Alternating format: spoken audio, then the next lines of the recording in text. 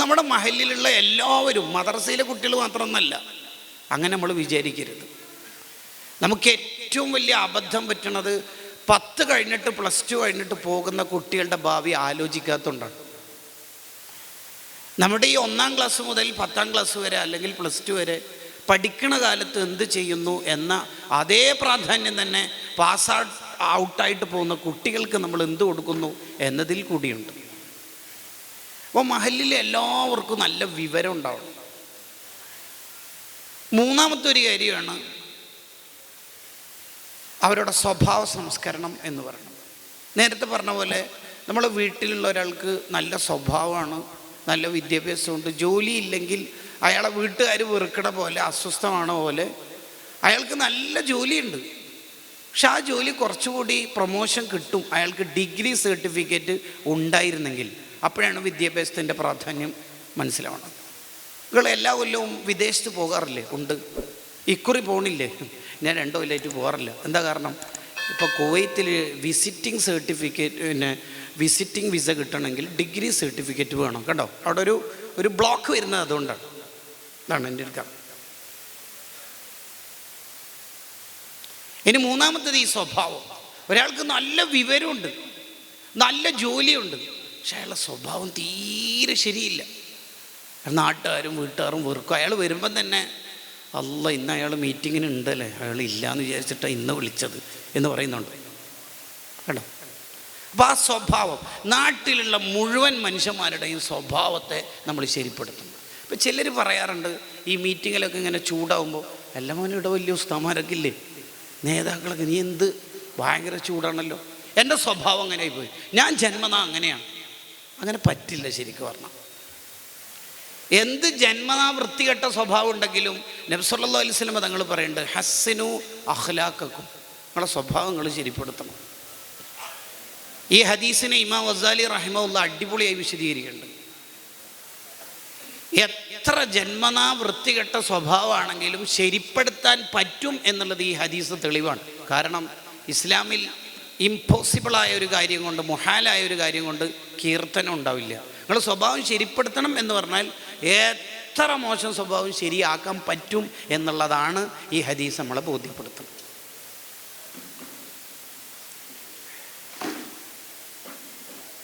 അപ്പോൾ ഈ കാട്ടാന അതിൻ്റെ കാലിന് ചെങ്ങലയൊക്കെ ഇട്ടതിന് ശേഷം വല്ലാതെ കാല് വലിക്കൂല. കാരണം അതിൻ്റെ കാല് വലിക്കുന്തോറും അതിന് പഴുപ്പ് വരും, വേദന വരും.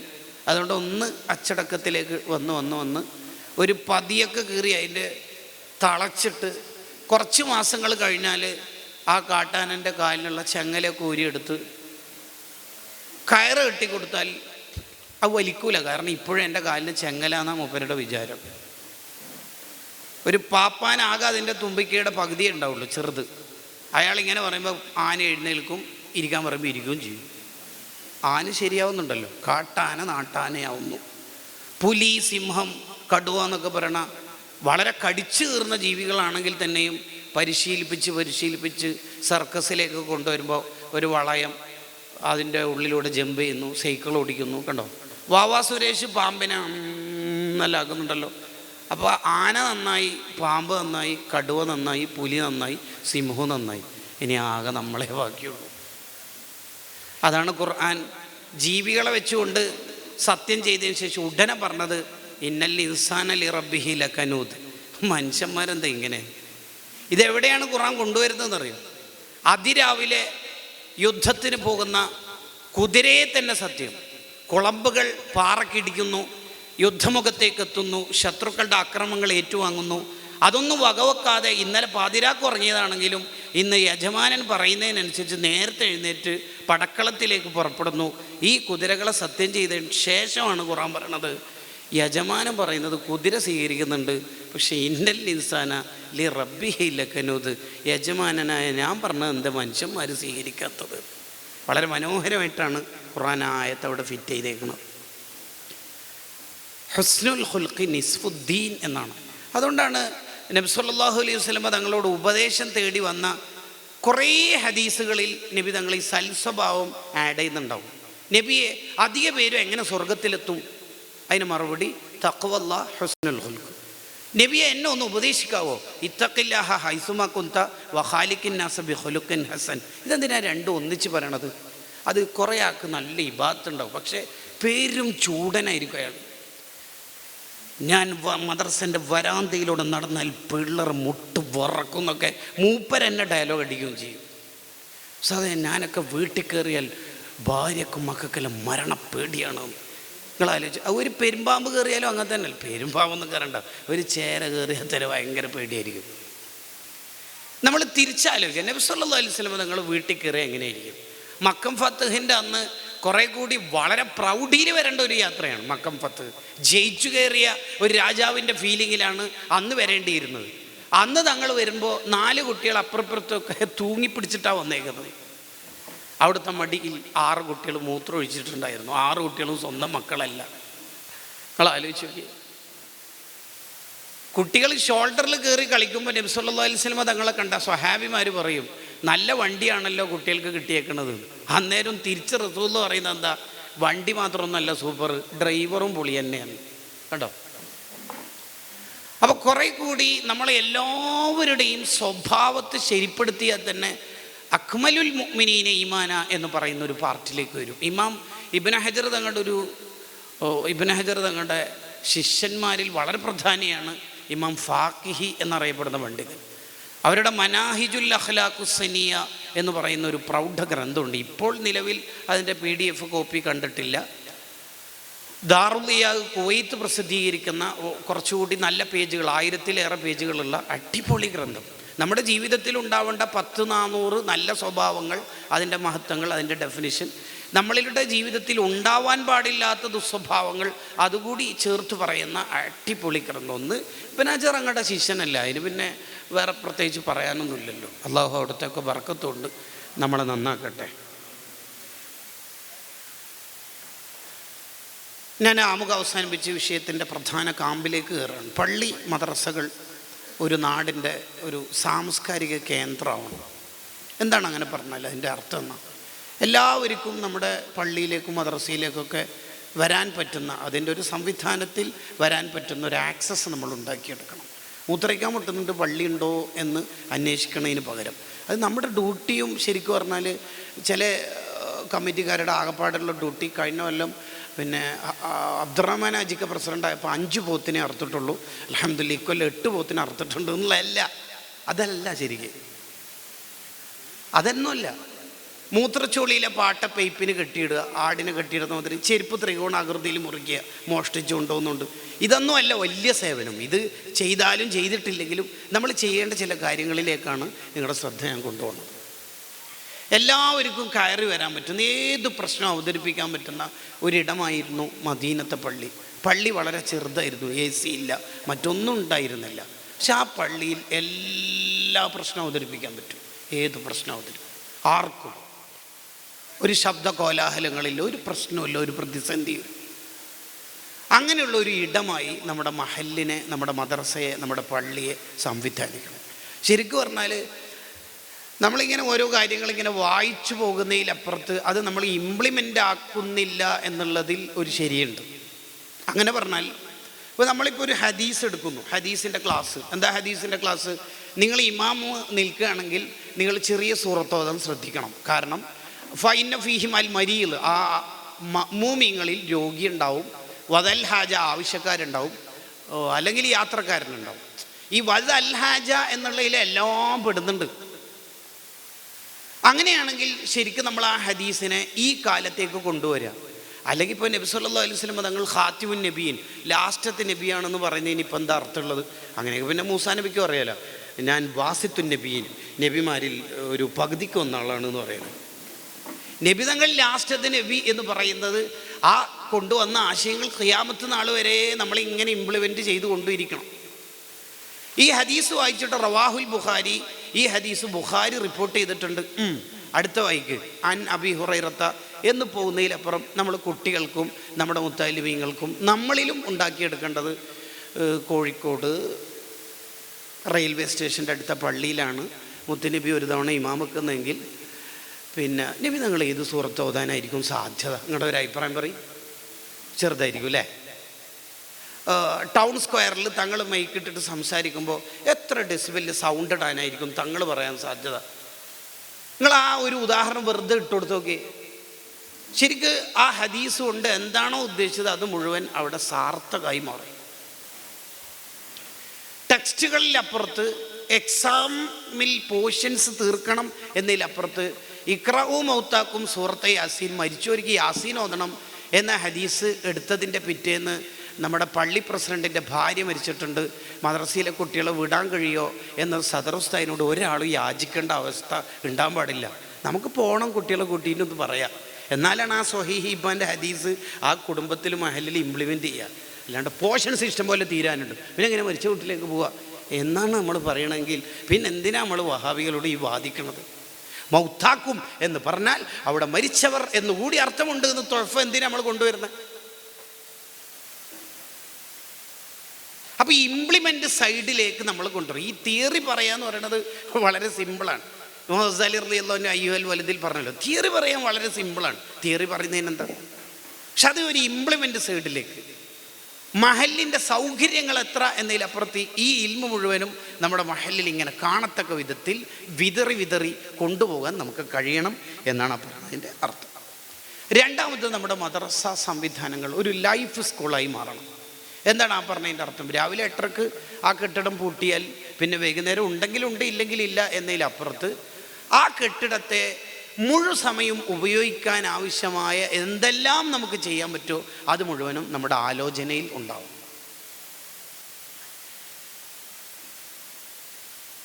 അതിൽ പ്രധാനമായിട്ട് ഒരു ഉദാഹരണത്തിന് വേണ്ടി പറയുന്ന ഒരാശയം രക്ഷിതാക്കൾ. ഇപ്പോഴത്തെ ഒരു രക്ഷിതാക്കളുടെ ഒരു പ്രശ്നമായിട്ട് തോന്നിയത് കുട്ടികൾ നന്നാവാൻ വേണ്ടി കുട്ടികൾക്ക് പലതും ചെയ്തു കൊടുക്കുന്നു എന്നുള്ളതാണ്. ഫീസ് GPay ചെയ്തിട്ടുണ്ട്, വണ്ടിയിൽ ഡ്രോപ്പ് ചെയ്തിട്ടുണ്ട്, വേണമെങ്കിൽ സ്കൂൾ മദ്രസ വിടുന്ന സമയത്ത് പിക്ക് ചെയ്യാം, നന്നാവലോൻ ചെയ്തോളണം, അത് നമ്മളെ കൊണ്ടാവില്ല എന്നുള്ളിടത്തോളാണ് പുതിയ ഒരു ലിബറൽ ആലോചന എന്ന് പറയുന്നത്. അതുകൊണ്ടാണ് മദ്രസയിൽ കുട്ടികൾ ഹിജാബ് ഇടുന്ന പെൺകുട്ടികൾ സ്കൂളിൽ പോകുമ്പോൾ അതില്ല. ആ സംഭവം ഈ ഹിജാബിന് ഇപ്പം എന്താ താല്പര്യം? അത് ഏതുപോലെയെന്ന് വെച്ചാൽ വണ്ടി ജസ്റ്റ് ഒന്നിങ്ങനെ ഉരസി വേറൊരു കാറുമായിട്ട്, അയാളുടെ തെറ്റാണ്.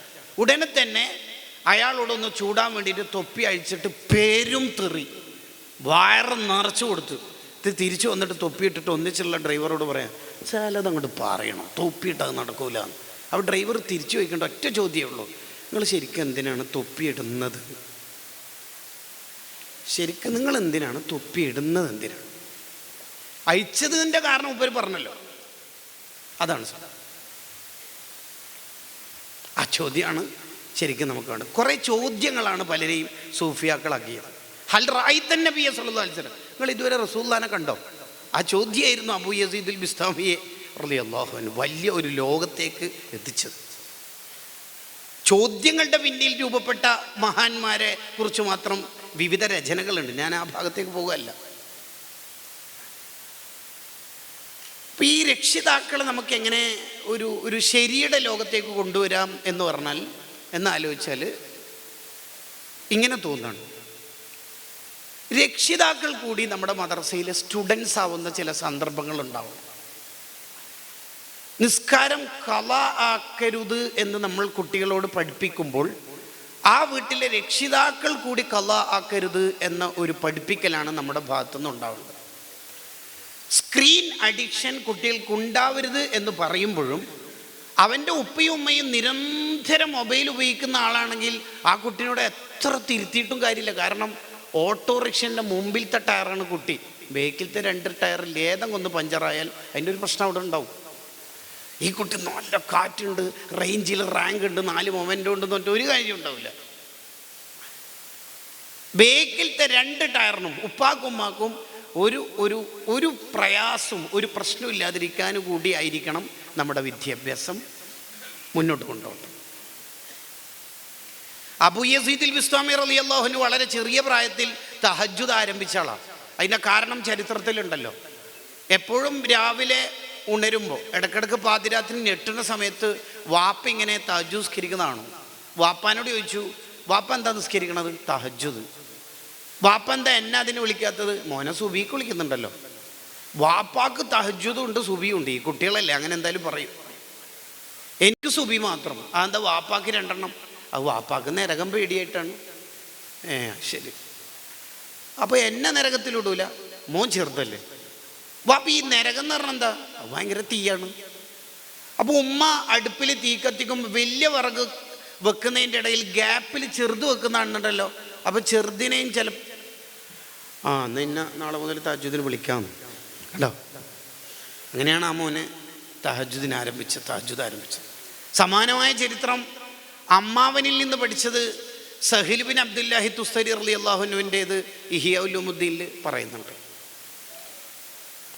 അപ്പോൾ പാരൻസ് കൂടി റെഡിയാവുക എന്നുള്ളതാണ് ഏറ്റവും പ്രധാനം. ഇന്നല്ലാഹ ലയഹ്ഫളു ബിർറജുലി സ്വാലിഹി വലദഹു വലദ വലദിഹി വൽ ഖറയത്തല്ലതി ഹുവ ഫീഹാ എന്ന് മുഹമ്മദ് ബിൻ മുൻകദിർ റളിയല്ലാഹു അൻഹു പറയുന്നുണ്ട്. ഒരു വാപ്പ നന്നാവുമ്പോൾ, ഉമ്മ നന്നാവുമ്പോൾ അതിൻ്റെ ഒരു ഫലം, അതിൻ്റെ ഒരു റിസൾട്ട് കുട്ടികളിൽ തനിയേ ഉണ്ടാവും. വക്കാന അബൂഹുമാ സ്വാലിഹ എന്ന ആയത്ത് തെളിവാണ്. തഫാസിറുകൾ വിശദീകരിക്കുന്നുണ്ട്. അപ്പോൾ നമ്മുടെ ഒരു കുട്ടിക്ക് നിസ്കാരത്തിൻ്റെ പ്രാധാന്യവും മറ്റു ഇബാദത്തിൻ്റെ ഗൗരവമൊക്കെ പഠിപ്പിക്കുമ്പോഴും ആ കുട്ടിയിലൂടെ ചെറിയ രീതിയിലും ഡയറക്റ്റായിട്ട് രക്ഷിതാക്കൾക്കും നമ്മൾ കൊടുക്കാൻ പറ്റണം. അപ്പോൾ മാസത്തിൽ ഒരു തവണ പിന്നെ എല്ലാവരുടെയും ഒരു സംഘം ഉണ്ടാവുന്നു. നേരെ ക്ലാസ് കൊടുക്കുന്നതിന് പകരം അവരോട് കൂടി ഡിസ്കസ് ചെയ്യുന്നു. നമ്മുടെ കുട്ടികളിൽ ഉണ്ടാവേണ്ട ഗുണങ്ങൾ എന്തൊക്കെയാണ് ഈ നിസ്കാരമൊക്കെ ആയിട്ട് ബന്ധപ്പെട്ട് നിങ്ങളൊരു അഭിപ്രായം എന്താ? അങ്ങനെയാണെങ്കിൽ നമുക്ക് 5A കുട്ടികളുടെ രക്ഷിതാക്കൾ 5Bയിൽ പോയിട്ട് ഡിവിഷൻ ഉണ്ടെങ്കിൽ എന്നുള്ള ഉദാഹരണം വെച്ച് പറയാം. ആ കുട്ടികൾക്ക് ഈ വാപ്പ അവിടുത്തെ കുട്ടികൾക്ക് പറഞ്ഞു കൊടുത്താലോ? അവരുകൂടി ടീച്ചേഴ്സ് ആവുന്നു, സ്റ്റുഡൻസ് ആവുന്നു. അത് വളരെ പ്രധാനപ്പെട്ട ഒരു പ്രക്രിയ. ചില തിരുത്തൽ ഡയറക്റ്റ് പറഞ്ഞ് തിരുത്തുന്നതിനേക്കാൾ റിസൾട്ട് ഉണ്ടാവും ഇൻഡയറക്റ്റ് പറഞ്ഞു കൊടുത്താൽ. ഉദാഹരണം പറഞ്ഞാൽ, പ്രായമുള്ള ഒരു മനുഷ്യൻ എടുക്കുന്ന വുളുവിൽ ചെറിയ അബദ്ധങ്ങൾ കണ്ടു ഹസൻ ഹുസൈൻ റളിയല്ലാഹു അൻഹുമ. പക്ഷെ അയാളോട് ഡയറക്റ്റ് പറഞ്ഞ് തിരുത്തുമ്പോൾ ഒരു സുഖക്കുറവുണ്ടാവും. ഈ 2 മഹാന്മാർ അവരെ സമീപിച്ചിട്ട് ചോദിച്ചു, നമ്മൾ 2 പേരും നിങ്ങളെ ഒന്ന് മുന്നിൽ നിന്ന് വുളു എടുക്കട്ടെ. നമ്മുടെ ആരുടെ വുളുവാണ് അടിപൊളി വുളു എന്നൊന്ന് ജഡ്ജ് ചെയ്യും. അങ്ങനെയുണ്ട്. ചില ആൾക്കാർ ഭയങ്കര ചൊറ പിടിച്ച കേസാണെങ്കിൽ വേഗം ഉപദേശക സമിതിയിലിടും. അങ്ങനെ ഉണ്ടാവില്ല ചിലപ്പോൾ. ഉദാഹരണമാണ്, എല്ലാം എന്നർത്ഥത്തിലല്ല. ചിലപ്പം വേഗം വേറെ എന്തെങ്കിലും ഇംഗ്ലീഷ് പേരൊക്കെ ഇട്ടിട്ട് അയാളെ ലോക്കാക്കും. നിങ്ങളാണ് ഇൻഷാ അല്ലാഹ് എന്ന് പറഞ്ഞാൽ മൂപ്പര് തുടങ്ങിയാൽ നിർത്തൂല. അതാണ് അതിൻ്റെ ഒരു പ്രശ്നം. ഈ ഉദാഹരണം പോലും പറയണത് നമ്മളെ എഡിറ്റ് ഉണ്ടാവാനും വേണ്ടിയാണ് കേട്ടോ, വേറൊന്നും ഉദ്ദേശിച്ചിട്ടല്ല. അപ്പോൾ ഇയാളുടെ വുളു ശരിപ്പെടുത്താൻ വേണ്ടി ഈ 2 മഹാന്മാർ ഈ ഹിക്മത്ത് ഒപ്പിച്ച് 2 മഹാന്മാരും അവരുടെ ജീവിതത്തിലെ ഏറ്റവും മനോഹരമായ വുളു അവരുടെ മുന്നിൽ സമർപ്പിച്ചു. ഈ പ്രായമുള്ള മനുഷ്യൻ ഒറ്റ കരച്ചിൽ, എൻ്റെ വുളു കുറേ അബദ്ധങ്ങളുണ്ടെന്ന് നിങ്ങളെ ജഡ്ജ് ചെയ്തപ്പോൾ എനിക്ക് മനസ്സിലായി എന്ന് പറയുന്നുണ്ട്. ഈ സോഫ്റ്റായ തിരുത്തൽ വളരെ പ്രധാനമാണ്.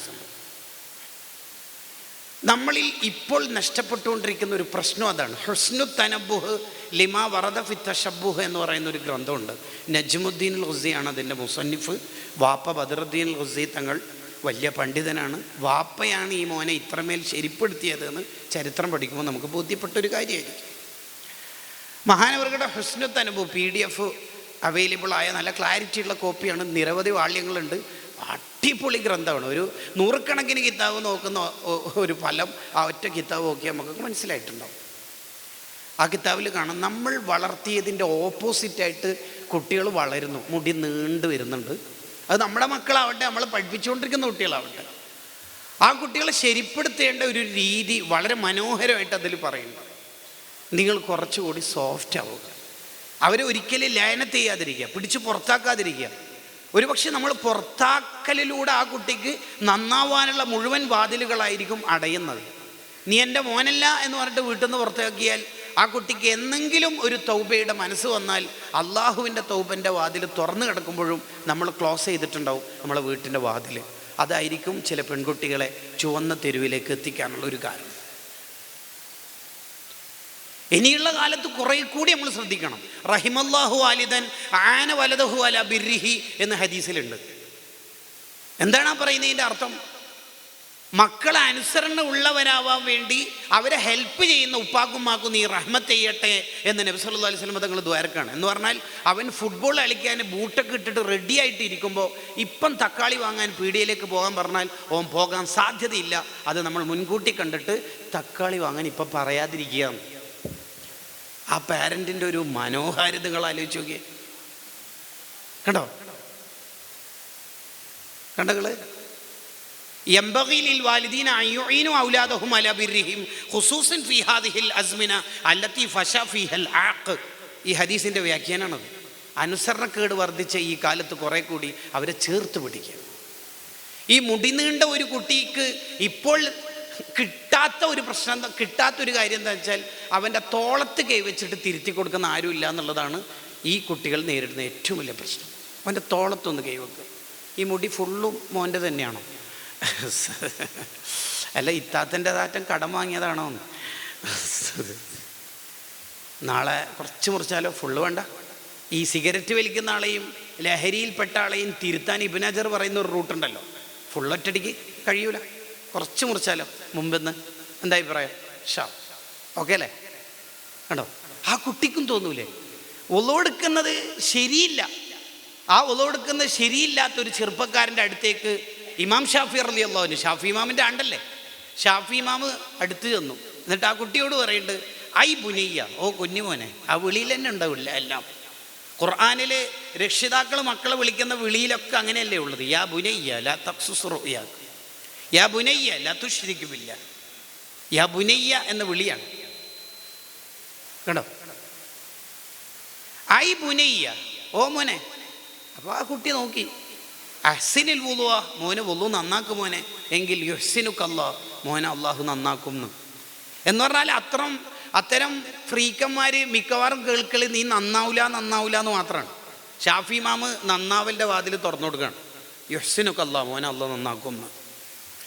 ആ കുട്ടി അടിപൊളിയായിട്ട് ഉള്ളു കൊടുത്തു മാത്രമല്ല, ആ കുട്ടി ഉള്ളു കൊടുത്തിട്ട് പിന്നെ ഷാഫി ഇമാമിനെ പരതി പള്ളിയിൽ കണ്ടെത്തിയിട്ട് അങ്ങോട്ട് പോയിട്ട് വളരെ വിനയത്തോടു കൂടി ഇരുന്നിട്ട് ചോദിക്കുന്നുണ്ട്, ഔസിനി എന്നൊന്ന് ഉപദേശിച്ച് നന്നാക്കി തരും ഉസ്താദേ, എനിക്ക് നന്നാവണം എന്ന് പറഞ്ഞാൽ വളരെ സോഫ്റ്റ് ആയിട്ട് എന്നോ വീഡിയോ കോലായി എന്ന് കണ്ടതിൻ്റെ ഒരു പേരിൽ അസുഫ ദർസിന് ക്ഷണിക്കാതെ തന്നെ വന്നു എന്നാണ് അതിൻ്റെ വ്യാഖ്യാനം.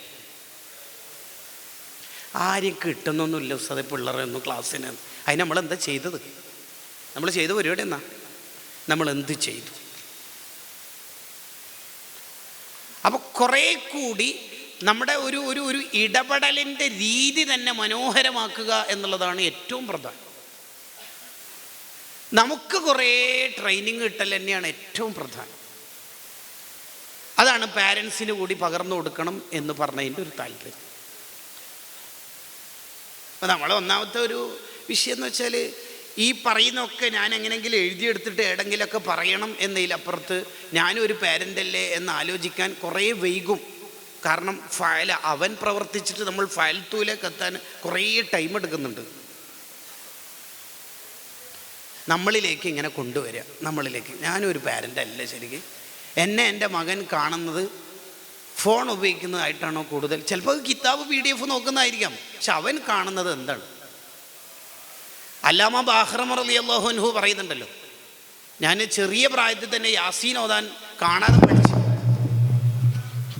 അല്ല, അവസാനിപ്പിക്കണമെങ്കിൽ അങ്ങനെ പറഞ്ഞാൽ മതി.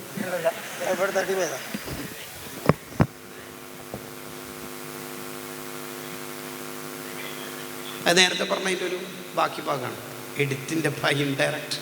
ആവട്ടെ, വിഷയത്തിലേക്ക് വരാം.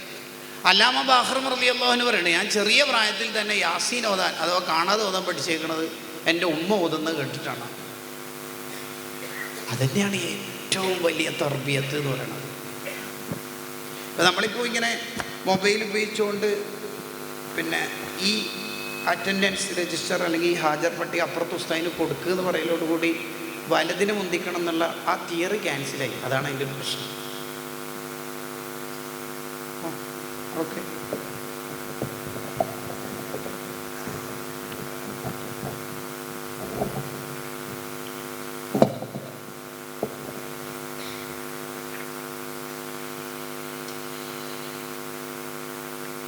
അപ്പോൾ പറഞ്ഞു വന്നത് നമ്മുടെ നാട്ടിലുള്ള രക്ഷിതാക്കൾ ഒരു ദിവസം മാസത്തിൽ സ്റ്റുഡൻസ് ആവുന്ന പ്രക്രിയകൾ നമ്മൾ കൊണ്ടുവരും. തിരുത്തുന്നതൊക്കെ വളരെ സോഫ്റ്റ് ആയിട്ട് തിരുത്താൻ ശ്രദ്ധിക്കുക. ബാമ്പാലു അഖ്വാമിൻ എന്ന ഹദീസ് നമ്മളെ പഠിപ്പിക്കുന്നതാണ്. നബി സല്ലല്ലാഹു അലൈഹി വസല്ലം തങ്ങൾ എപ്പോഴും ദുആർക്കാറുള്ളൊരു ദുആ എന്നതാണ്, എൻ്റെ ഉമ്മത്തിലെ അഥവാ എൻ്റെ സ്വഹാബത്തിലെ ഒരാളുടെയും കുറവ് എനിക്ക് കാണിച്ചു തരില്ല എന്നോ, ഒരാളുടെയും കുറവ് എനിക്ക് കാണിച്ചു തരില്ല. ഫസ്തജാബല്ലാഹു ദഅവതഹു ഷഹറാനി ഇമാമിൻ്റെ തൊബഖാത്തുൽ മുസ്തൻ്റെ തുടക്കത്തിലുണ്ട് നിബിതങ്ങൾ സ്വഹാബത്തിനോട് പുലർത്തിയ രീതികൾ വിശദീകരിക്കുന്നു. ആ ഭാഗത്ത് കാണാം, വളരെ മനോഹരമായി മഹാനവറുകൾ വിശദീകരിക്കുന്നു. അപ്പോൾ ആരുടെയും കുറവ് നമുക്ക് അറിയണ്ട, എന്താണ് അവർ തമ്മിൽ തെറ്റിയത് എന്നുള്ളതിൻ്റെ കാരണം. ഇപ്പോൾ ഉദാഹരണത്തിന് നമ്മുടെ മഹല്ലിലൊക്കെ അങ്ങനെ ഒരു പ്രശ്നമുണ്ടല്ലോ.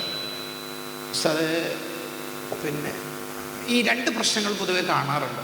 ഉദാഹരണത്തിന് ജില്ലാ കമ്മിറ്റിയിൽ ഉണ്ടായിരുന്ന ഒരു ഭാരവാഹി, അത് ഏത് സംഘടനയോ ആവട്ടെ, അല്ലെങ്കിൽ ഡിവിഷൻ സോണിലുണ്ടായ ഒരു ഭാരവാഹി, അടുത്ത കൗൺസിലായപ്പോൾ മുസ്ലിം ജമാഅത്തിൻ്റെ SOSൻ്റെ SSFൻ്റെയോ കൗൺസിലിൽ അയാളില്ല. അയാൾ ജില്ലയിലേക്ക് പോയിട്ടില്ല, അല്ലെങ്കിൽ സ്റ്റേറ്റിൽ എത്തിയിട്ടില്ല, അല്ലെങ്കിൽ ഡിവിഷനിലേക്ക് എത്തിയിട്ടില്ല. അപ്പോൾ എല്ലാവർക്കും അറിയേണ്ടത് എന്താണ് കാരണം എന്നാണ്. എല്ലാ മനുഷ്യന്മാരെല്ലാവരും സ്റ്റേറ്റിലെത്തിയാൽ എന്താക്കൽ? അതുകൊണ്ടാണ് നമ്മളെ നാട്ടിൽ നിന്ന് ചോദിക്കണത്, ഉസ്താദ് പോയുമല്ലോ അല്ലേ, അപ്പോൾ മറ്റേ ആൾ പോയതെല്ലാം ഒഴിവാക്കിയതാണ്. തുടങ്ങും, ഇപ്പം ദൈവം തുടങ്ങും. പിന്നെ എങ്ങനെയാ ബർക്കത്തുണ്ടാവും? അപ്പം ഈ വൃത്തികേടുകളെ തിരുത്താൻ നമുക്ക് കഴിയാം. മനുഷ്യന്മാരെ കുറിച്ച് ചർച്ച ചെയ്തിട്ട് ഈമാൻ തന്നെ നഷ്ടപ്പെടുത്തുന്ന കുറേ ആൾക്കാരുണ്ട്. പ്രത്യേകിച്ച് ആലിമീങ്ങളെ കുറവ് പറഞ്ഞാൽ കണ്ടിട്ടില്ല. അബൂ ഹനീഫ റളിയല്ലാഹു അൻഹുവിൻ്റെ നെറ്റിത്തടത്തിൽ ഒരു തേള് വന്ന് കടിച്ചപ്പോൾ അബൂ ഹനീഫ റളിയല്ലാഹു അൻഹു അതിനെ ചൊട്ടി താഴെ കിട്ടും. ശിഷ്യന്മാരൊക്കെ അതിനെ കൊല്ലാൻ വേണ്ടി നോക്കിയപ്പോൾ അബൂ ഹനീഫ റളിയല്ലാഹു അൻഹു പറഞ്ഞു, ലുഹൂമുൽ ഉലമായി മസ്മൂമാന്നല്ലേ, അത് മരിച്ചോളുമല്ലോ, നിങ്ങളെന്തിനാ പോയി കൊല്ലുന്നത്? നോക്കുമ്പോൾ അത് ചത്തുപോയിട്ടുണ്ട്. അപ്പം നമ്മുടെ നാട്ടിലൊരു തസ്കിയത്ത് രക്ഷിതാക്കളിലൂടെ കൊണ്ടുവരാൻ നമുക്ക് തീർച്ചയായിട്ടും കഴിയും. അതിൻ്റെ ദഅവത്ത് റിഫ്കോടുകൂടി നടത്തിയാൽ തീർച്ചയായിട്ടും വിപ്ലവം ഉണ്ടാവും. ബാല അറാബിയൻ ഫി മസ്ജിദിൻ നബി സല്ലല്ലാഹു അലൈഹി വസല്ലം, റസൂലുള്ളാഹിൻ്റെ പള്ളിയിൽ ഒരു അറാബി മൂത്രമൊഴിച്ചു. എവിടെ? മദീനത്തെ പള്ളിയിൽ. ആര്? അറാബി.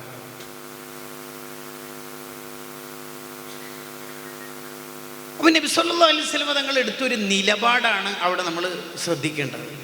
സ്വഹാബത്തൊക്കെ ആ അറാബിയെ ഓടിക്കാൻ വേണ്ടി ശ്രമിച്ചപ്പോൾ വിട്ടേക്ക്, വിടു. ഈ വിടു എന്ന് പറയുന്ന ഒരു കുറച്ച് സമയമുണ്ടല്ലോ, മൂപ്പര് മൂത്രമൊഴിച്ചോട്ടെ എന്നാണ് പറയുന്നതിൻ്റെ അർത്ഥം. എവിടെ? പള്ളിയിൽ. എന്ത്? മൂത്രമൊഴിച്ചോട്ടെ. ഏത് പള്ളിയിൽ? മദീനത്തെ പള്ളിയിൽ. അപ്പം എന്തായാലും മൂത്രമൊഴിക്കുന്ന ഭാഗത്തേക്ക് അക്രമുൽ ഖൽഖായ തങ്ങൾ നോക്കോ? ഇല്ല, ഇപ്പുറം നോക്കും.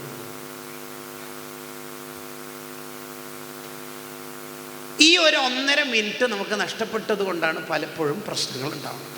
ഈ 1.5 മിനിറ്റ് നാളെ തന്നെ വിളിക്കണം, മറുപടി വെക്കണം. ഇല്ല, വേറൊരു വർത്താനില്ല. ഈ കട്ടൗട്ട് എന്ന് പറയുന്ന സാധനം നിർത്തും. യെസ്, എന്താ മോനിത് പള്ളിയല്ലേ? 2 കാരണങ്ങൾ കൊണ്ടാണ് തങ്ങൾ ആ നിലപാടെടുത്തേക്കുന്നത് ഷർ മുസ്ലിം. ഒന്ന്, ഒഴിച്ചുകൊണ്ടിരിക്കുന്ന ഒരാളോട്, മൂത്രമൊഴിച്ചുകൊണ്ടിരിക്കുന്ന ഒരാളോട് എന്തെങ്കിലും തരത്തിൽ അയാളോട് എതിർപ്പ് പ്രകടിപ്പിച്ചാൽ ചിലപ്പോൾ അയാൾ പള്ളി നോടും. അപ്പോൾ പള്ളി മൊത്തം മൂത്രമാവാൻ സാധ്യതയുണ്ട്. അതാണ് വലിയ പ്രശ്നം. ആചാര്യയുടെ പള്ളി കമ്മിറ്റി ഭാരവാഹിയായ ഒരാളുടെ മകളുടെ കല്യാണത്തിന് എന്തോ വേണ്ടാത്തരം നടന്നിട്ടുണ്ട്, അത് നമ്മൾ അറിഞ്ഞിട്ടുണ്ട്. പക്ഷെ അത് ജുമാക്ക് ശേഷം പറഞ്ഞാൽ നാട്ടുകാർ മൊത്തം അറിയും. ഇല്ലെങ്കിൽ നമുക്ക് നെല്ലിക്കുത്തുസ്താവൊക്കെ ചെയ്ത പോലെ കള്ളുകൂടി എൻ്റെ വീട്ടിലേക്ക് അങ്ങോട്ട് പോയിട്ട് തിരുത്തി കൊടുക്കാൻ പറ്റും. രണ്ടാമത്തേതാണ് വലിയ കാര്യം. മൂത്രമൊഴിച്ചുകൊണ്ടിരിക്കുന്ന ആളോട് പെട്ടെന്ന് ബ്ലോക്ക് ചെയ്താൽ അയാൾ ചിലപ്പോൾ ബ്ലോക്ക് ചെയ്യുമായിരിക്കും അയാളെ സർവ്വശക്തി ഉപയോഗിച്ചിട്ട്. പക്ഷെ അയാൾക്ക് മരണം വരെ മൂത്രസംബന്ധിയായ അസുഖത്തിന് സാധ്യത ഉണ്ട്. എന്ന് പറഞ്ഞാൽ നമ്മൾ ഉറക്കെ പറഞ്ഞാൽ എല്ലാവരുടെയും മുമ്പിൽ നിന്ന് ആ കുട്ടിയെ ശകാരിച്ചാൽ ചിലപ്പോൾ ആ കുട്ടി നമ്മളെ മദ്രസയിൽ നിന്ന് തന്നെ ഒഴിവായി, അല്ലെങ്കിൽ ആ രക്ഷിതാവ് നമ്മളെ പള്ളിയിലേക്ക് തന്നെ വരാൻ സാധ്യതയില്ല എന്ന് വിശദീകരണം. അപ്പോൾ വളരെ ചൂടായിട്ട് വരുന്ന ഒരു രക്ഷിതാവ് അപ്പോൾ സദർ ഉസ്താദ് കൈകാര്യം ചെയ്യും. എടുത്തോ, ഷെഫീഖ് ഉസ്താദ് എടുത്തോ, എന്താ കാര്യം, എൻ്റെ കുട്ടിയെ. അതാണ് സംഭവം. ഞാൻ കരുതി നിങ്ങൾ വെറുതെ ചൂടാവില്ലല്ലോ. അങ്ങനെ ഓഫീസിലിരുത്തിയിട്ട് 5 മിനിറ്റ് അയാളെ കൂളാക്കാനുള്ള ശ്രമം നമുക്കുണ്ടാവണം എന്നാണ് ഈ പറയുന്നതിൻ്റെ താല്പര്യം. അല്ലാതെ ഷെഫീഖ് ഉസ്താദ് നേരെ പോയാലും 3ാമത്തെ ക്ലാസ് എന്ന് പറഞ്ഞാൽ എങ്ങനെ ഉണ്ടാവും? നമ്മളെക്കുറിച്ചല്ല പറയുന്നത് എന്ന് തോന്നരുത് കേട്ടോ. മനസ്സിലായിട്ടില്ല? നമുക്ക് ആ തരത്തിൽ ഒരു ചൂട് കുറക്കാൻ പറ്റും. എത്ര സംഭവങ്ങൾ അങ്ങനെ ഉണ്ട്. കുറേ കൂടി അബ്ദുൽ ഫത്താഹ് അബൂഖുദ്ദയുടെ അർ-റസൂലുൽ മുഅല്ലിം എന്ന് പറഞ്ഞിട്ടൊരു കിതാബുണ്ട്. ഈ വിഷയത്തിൽ നന്നായി നമുക്ക് ഉപകരിക്കുന്ന ഒരു ഗ്രന്ഥം, അർ-റസൂലുൽ മുഅല്ലിം. ആ ഗ്രന്ഥകർത്താവിനോട് പൂർണ്ണ യോജിപ്പൊന്നും ചിലപ്പോൾ ഉണ്ടായിക്കൊള്ളുന്നില്ല. പ്രത്യേകിച്ച് ഈ മുആസിരീങ്ങളോട് ഭയങ്കര യോജിപ്പ് കേരളീയ സാഹചര്യത്തിൽ നിന്ന് നമുക്ക് പെട്ടെന്ന് ഉണ്ടാവില്ല. കാരണം നമ്മളെ ഉലമാ പഠിപ്പിച്ചതിൻ്റെ നേരെ എല്ലാം അവർ സ്വീകരിക്കില്ല. ഏതെങ്കിലും ഒരു പൊളിറ്റിക്കൽ പ്രശ്നങ്ങൾ ഉണ്ടാവാം, ഏതെങ്കിലും നമ്മുടെ സുന്നത്ത് ജമാഅത്തിൻ്റെ ചില വിഷയങ്ങളിൽ അവർക്ക് എതിർപ്പുണ്ടാവും. അതുകൊണ്ട് ആ മുസന്നിഫിനോട് ഭയങ്കര യോജിപ്പുണ്ടെന്നല്ല, പക്ഷെ ആ ഗ്രന്ഥം ടോപ്പാണ്. അടുത്തത്, നമ്മുടെ മഹല്ലിൽ എല്ലാ വിഭാഗവും ഉണ്ടാവും, എല്ലാവരും ഉണ്ടാവും. അപ്പം എല്ലാവർക്കും പറ്റിയ ഇടം എന്ന് പറഞ്ഞാൽ ഒരു പെണ്ണിൻ്റെ ഭർത്താവ് മരിച്ചുപോയി, ആ കുടുംബം ഇങ്ങനെ ഒരു പെണ്ണിനെ, ഒരു ഭർത്താവിനെ കിട്ടോ കഷ്ടപ്പെട്ട് നോക്കി അധ്വാനിച്ച് ആവുന്നതിന് പകരം മഹല്ലിൽ അവർക്കൊരു സിസ്റ്റം ഉണ്ടാവണം. അവർ ഭാവിയിൽ ഒരു തെറ്റിലും പെടാതിരിക്കാൻ, അവരുടെ മക്കൾ അവരുടെ ജീവിതം നഷ്ടപ്പെടാതിരിക്കാൻ ഉടനൊരു സിസ്റ്റം നമ്മൾക്ക് രൂപപ്പെടണം. അതുമാണ് ഏതൊരു പ്രശ്നം നേരിടുന്ന ആൾക്കും, അത് ഏത് രോഗിയായാലും. ശരിക്കും പറഞ്ഞാൽ മദീനത്തെ പള്ളിയിൽ നിന്ന് നിസ്കാരം കഴിഞ്ഞ ഉടനെ ഇന്ന് ആരെങ്കിലും രോഗിയുണ്ടോ എന്ന് ചോദിക്കുന്നതിൻ്റെ താല്പര്യം എന്നാ, ഇന്ന് ആരെങ്കിലും രോഗസന്ദർശനം നടത്തിയ ആളുണ്ടോ എന്ന് ചോദിക്കുന്നതിൻ്റെ താല്പര്യം എന്നാ. മദ്രസയിലെ ഉസ്താദിന് ശമ്പളം കൊടുക്കുക, ഇടയ്ക്ക് കൊടുക്കാണ്ടിരിക്കുക, കുറക്കണോ വേണ്ടിയോ ഒന്ന് ചർച്ച ചെയ്യുക, ഇതല്ലല്ലോ നമ്മളെ ഡ്യൂട്ടി. മഹല്ലിലെ ഓരോ വീട്ടിലെയും പ്രശ്നം എന്താണ് എന്നുള്ളത് നമുക്ക് പഠിക്കണം. പ്രവാസി ഗ്രൂപ്പ് ആക്കുമ്പോൾ തന്നെ അവർക്ക് അറിയാം ഇത് പിരിവിനാണ്. എന്നതിലപ്പുറത്ത് എല്ലാ പ്രവാസികളും ഈ പറയുന്ന പ്രവാസ ലോകത്ത് വിഷമങ്ങളുള്ളവരാണോ അല്ല നല്ല റൊയാലിറ്റി ഉള്ളവരാണോ എന്ന് നമുക്കറിയാം. നബി സല്ലല്ലാഹു അലൈഹി വസല്ലം തങ്ങളുടെ ഇടപെടലിൻ്റെ ഒരു മനോഹാരിത അവിടെയാണ് കിടക്കുന്നത്. മദീനത്തെ പള്ളിയിൽ നിന്ന് ഏറ്റവും അവസാനമാണ് നബി സല്ലല്ലാഹു അലൈഹി വസല്ലം തങ്ങൾ വീട്ടിലേക്ക് പോവുക. ഏറ്റവും അവസാനത്തിൽ നിസ്കാരം കഴിഞ്ഞ്, ഇശാ നിസ്കാരം കഴിഞ്ഞ് തങ്ങൾ ചോദിക്കുന്നൊരു ചോദ്യമുണ്ട്, ഇന്ന് ഫുഡ് കഴിക്കാത്തവരാണോ ഇവിടെ ഇരിക്കണത്? അപ്പോൾ അഹ്ലു സുഫത്തിൽപ്പെട്ട പാവങ്ങളായ മഹാന്മാർ എവിടുന്ന് ഫുഡ് കഴിക്കാനവർ? അപ്പോൾ പണക്കാരെ നോക്കിയിട്ട് ചോദിക്കും, മോനിക്ക് എത്ര ആളെ കൊണ്ടുപോകാൻ പറ്റും? ഒരാളെ. വരും. പണക്കാരന് പണം കൊണ്ട് സ്വർഗവും പാവപ്പെട്ടവൻ്റെ പട്ടിണി മാറ്റുകയും, 2 കാര്യം ഒരേ സമയത്ത് മൾട്ടി ആയിട്ടാണ് തങ്ങൾ ചെയ്തുകൊണ്ടിരിക്കുന്നത്. നിങ്ങൾക്ക് എത്ര ആളെ കൊണ്ടുപോകാൻ പറ്റും? 2 പേര്. നബി സല്ലല്ലാഹു അലൈഹി വസല്ലം തങ്ങളുടെ ഈ സംഘാടനം കണ്ടിട്ട് സഅദ് ബിൻ ഉബാദ റളിയല്ലാഹു അൻഹു പറഞ്ഞു, ഞാൻ 84 ആളെ കൊണ്ടുപോയിക്കോളാം. 84 ആളെ. അല്ലെ, നമ്മൾ ഈ 2 തക്കാഫിൽ ഏറ്റെടുത്തപ്പോൾ നമുക്ക് കിബറൊന്നും തോന്നാതിരിക്കാനാണ് സഅദ് ബിൻ ഉബാദ തങ്ങളുടെ ചരിത്രം പറയുന്നത്. ഞാൻ 84 ആളെ കൊണ്ടുപോയിക്കോളാം. അങ്ങനെ എല്ലാവരും പോയതിന് ശേഷമാണ് തങ്ങൾ പള്ളിയിൽ നിന്ന് പോവുക. എന്താണ് അവിടുത്തെ ഒരു ജീവിതം? എന്നിട്ട് തങ്ങളുടെ വീട്ടിൽ ഇപ്പം എന്തോ കുറേ തിന്നാനായിട്ടുണ്ടോ? ഇല്ലല്ലോ. തങ്ങൾക്ക് വേണ്ട, തങ്ങൾക്ക് താല്പര്യമില്ല. തങ്ങൾക്ക് സമ്പത്തില്ല എന്നല്ല പറയേണ്ടത്, തങ്ങൾക്ക് സമ്പത്ത് വേണ്ട എന്നാണ്. അതുകൊണ്ടാണ് കല്ല് വെച്ച് കെട്ടിയ നബി സല്ലല്ലാഹു അലൈഹി വസല്ലം തങ്ങളുടെ പ്രത്യേകത പറഞ്ഞ ഉടനെ തന്നെ പറയണത്, പർവ്വതങ്ങൾ വന്നിട്ട് സ്വർണ്ണം ആവട്ടെ എന്ന് ചോദിച്ചിരുന്നു, പക്ഷെ തങ്ങൾക്ക് വേണ്ടായിട്ടാണ്. അങ്ങനെയാണ് പറയുന്നത്. തങ്ങൾക്ക് സമ്പത്തില്ല എന്നല്ല, തങ്ങൾക്ക് സമ്പത്ത് വേണ്ട. അങ്ങനെ മദീനത്ത് പള്ളിയിൽ നിന്ന് വീട്ടിലേക്ക് എത്തിയാൽ ആയിഷ ബീവി പറയുന്നുണ്ട്, പല രാത്രി ഞാനാണ് അവിടുത്തെ വയറ്റിന് കല്ല് നേരത്തെ കെട്ടിക്കൊടുത്തത് അഴിച്ചു വെക്കുക. ആലോചിച്ച് നോക്കി, എന്താ ഈ പറഞ്ഞ വർത്തമാനത്തിൻ്റെ അർത്ഥം? കുട്ടികൾക്ക് ഇംഗ്ലീഷ് മീഡിയത്തിലൊക്കെ പോകുമ്പോൾ ഷോക്സ് ഇട്ട് കൊടുത്ത് അഴിക്കാന്നൊക്കെ കുട്ടികളെക്കുറിച്ച് ഉമ്മ പറയുന്ന പോലെ ആയിഷ പറയണത്, ഞാൻ നേരത്തെ കെട്ടിക്കൊടുത്ത കല്ല് കിടക്കുന്ന സമയത്ത് കല്ല് മാറ്റി വെക്കുന്നു. അവിടുന്ന് കടന്ന് വയറുവേദന ചിലപ്പം വരും, പ്രയാസമാകുമ്പോൾ ഞാനിങ്ങനെ തടവി കൊടുത്തിട്ട് ചോദിക്കും, ഒന്ന് അള്ളഹാനോടൊക്കെ എഴുന്നേറ്റിട്ട് ചോദിച്ചൂടെ? കുനൂസദ്ദുന്യാവല്ലാഹറ വാരിക്കോരി തരൂല അള്ളാഹു? അതിന് തങ്ങളെ മറുപടി മാലി വലിയ ദുന്യ. എത്തായിഷായി പറയണം, നമുക്ക് എന്തിനാ ദുന്യാവ്? നമ്മൾ ദുന്യാവിൻ്റെ ആളാ. എൻ്റെ മുൻഗാമികളായ ഉലുല്ലസ്മിൽപ്പെട്ട പ്രധാനികൾ, മഹാന്മാർ, അമ്പിയാക്കൾ അവരെത്ര പട്ടിണി കിടന്ന് ജീവിച്ചവരാണ്. അമ്പിയാക്കളിൽ പട്ടിണി കൊണ്ട് വഫാത്തായ മഹാന്മാർ വരുന്നുണ്ട്. അതും നബിമാരിലെ അവസ്ഥയായി പറയണത്. അപ്പം അവരൊക്കെ റാങ്ക് ഹോൾഡറുകളായിട്ട് മുമ്പ് പോകുമ്പോൾ ഞാൻ 2-3 റാങ്കുമായിട്ട് പിന്നിലാണ് പോകേണ്ടത്. കുറച്ചൊക്കെ ത്യാഗം സഹിക്കണ്ടേ മോളെ? വേണ്ട, നമുക്ക് ദുനിയാവൊന്നും വേണ്ട. കണ്ടോ അവിടുത്തെ ഒരു സംഘാടനം, അവിടുത്തെ ഒരു ഇടപെടൽ. എന്നാലോ ശരിക്ക് നിങ്ങൾ അതിനൊരു ആലോചനക്ക് വിധേയാക്കിയൊക്കെ പണക്കാരായ ഉസ്മാൻ അള്ളഹാനും സിദ്ദീഖ് അള്ളഹാനും അബ്ദുറഹ്മാനും ഔഫർ അള്ളഹാനൊക്കെ തൊട്ടപ്പുറത്തും ഇപ്പുറത്തും ഹിയർ ആൻഡ് ദെയർ ഉണ്ടായിരിക്കെ ഈ മദീനത്തെ നേതാവായ നബി സല്ലല്ലാഹു അലൈഹി വസല്ലം തങ്ങളെ എന്തുകൊണ്ട് പട്ടിണിയാവുന്നു? അങ്ങനെ ആവോ? അതെന്താ അതിൻ്റെ കാരണം? തങ്ങൾക്ക് ഇല്ല, സമ്പത്ത് വേണ്ട എന്ന് മാത്രമല്ല, തങ്ങൾക്ക് ഇന്ന് തിന്നാനില്ലാത്തത് ഒരാളെയും തങ്ങളെ അറിയിക്കൂല. അതാണ് അതിൻ്റെ ഒരു പ്രത്യേകത, തങ്ങളുടെ ഒരു പ്രത്യേകത. തങ്ങൾ ഇന്ന് തിന്നാത്തത് അങ്ങനെ ആരെങ്കിലും അറിയിക്കുന്ന കാര്യമോ എനിക്കെന്തെങ്കിലും കിട്ടണമെന്ന് വിചാരമോ അതൊന്നും ഉണ്ടാവില്ല. അത് വളരെ പ്രധാനപ്പെട്ട ഒരു സ്വഭാവമാണ്. അതുകൊണ്ടാണ് അബൂദർ ഗിഫാരി റളിയല്ലാഹു അൻഹുവിനോട് നബി സല്ലല്ലാഹു അലൈഹി വസല്ലം തങ്ങൾ കൊടുക്കുന്ന ഒരു ഉപദേശമുണ്ട്. മുസ്നദ് അഹമ്മദിൽ കാണാം. അല്ലാ അസ്അല അഹദൻ ഷൈഅൻ, ആരോടും ഒന്നും ചോദിക്കാത്ത ജീവിതം ഉണ്ടാവണം. ആരോടും ഒന്നും ചോദിക്കരുത്. അങ്ങനെ ആരെങ്കിലുമൊക്കെ പണം തന്നിട്ട് ഹജ്ജിന് പോക്കൊന്നും ഇസ്ലാമിൽ നിർബന്ധമില്ല.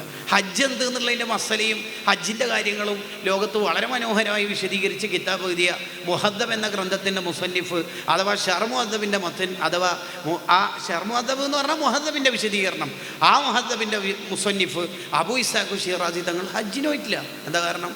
സ്വന്തമായിട്ട് പണമില്ല. അതന്നെ കാരണം, വേറെ കാരണമൊന്നുമില്ല. അതിന് ബുൽഖൈനി ഇമാമിൻ്റെ മനോഹരമായ ഒരു ആഖ്യാനമുണ്ട്. എന്താ ആഖ്യാനം എന്ന് പറയും? മഹാന്റെ 10,000 ശിഷ്യന്മാർ വേണമെങ്കിൽ ഒരു എസ് മൂളിയാൽ പോളൻ്റെ മേലെ നിർത്തിയിട്ട് ഹജ്ജിന് ഹുസൈനെ കൊണ്ടുപോകുന്നു. അതിൻ്റെ ഒന്നും ആവശ്യമില്ല എന്ന് ഷെഹറാനി ഇമാം അവിടെ കൊണ്ടുവരുന്ന ഒരു വർത്താനുണ്ട്. എന്ത്? അവിടെ നമ്മൾ ഇങ്ങനെ പോലും ചെയ്യരുത്. എങ്ങനെ? പണക്കാരനായ ഒരാൾ നമ്മുടെ കൂടെ കാറിലോ മറ്റോ ഇരിക്കുന്നുണ്ട്. അപ്പോൾ അയാൾ കേൾക്കത്തക്ക വിധത്തിൽ നമ്മൾ പറയാം, നല്ല ഡ്രസ്സ് കേട്ടോ പിള്ളേർക്കൊക്കെ പറ്റിയ, പക്ഷെ ഫണ്ട് കാര്യമായിട്ടുള്ളത് ഇയാൾ കേൾക്കണം. വളരെ മോശമാണത്. അതൊക്കെ അപ്പം നമുക്കും നമ്മുടെ മക്കൾക്കും, ഞാൻ അതിലേക്ക് കൂടി വന്ന് എൻ്റെ സംസാരം അവസാനിപ്പിക്കാം, ഒരു മൂല്യം ജീവിതത്തിലുണ്ടാകും, വളരെ ഇസ്സത്തുണ്ടാകും. അപ്പോൾ നമ്മൾ നാട്ടിലൊരു വഴല് തീരുമാനിക്കുമ്പോൾ ആദ്യം തന്നെ നമ്മൾ തീരുമാനിക്കും കേരളത്തിലെ ഏറ്റവും ടൈറ്റുള്ള ഭയങ്കര തിരക്കുള്ള ഒരു ഉസ്താദിനെ വിളിക്കണം.